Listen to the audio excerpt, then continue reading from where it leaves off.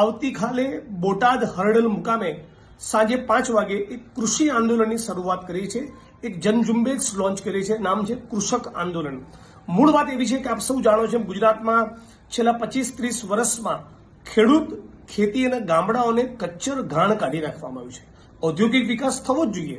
કોંગ્રેસની સરકારમાં એક જબરદસ્ત ઇન્ડસ્ટ્રીયલ ડેવલપમેન્ટ થયું, પણ ઔદ્યોગિક વિકાસ એ ખેતી ખેડૂત અને ગામડાના ભોગે ન હોઈ શકે।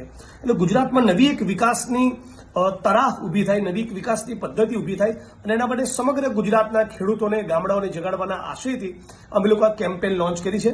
તો આવતીકાલે સાંજે 5 વાગે બોટાદ મળીએ છીએ।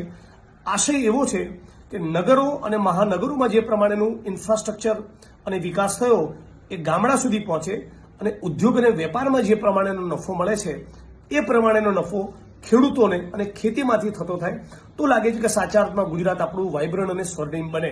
તો એક ગામડા ખેડૂત અને ખેતીની દિશામાં એક નવી ઝુંબેશ લોન્ચ કરી છે। આ તમામ લોકો આવતીકાલે સાંજે 5 વાગે બોટાદ હરડલ ખાતે મોટી સંખ્યામાં ઉપસ્થિત રહો એવી વિડીયોના માધ્યમથી અપીલ કરું છું।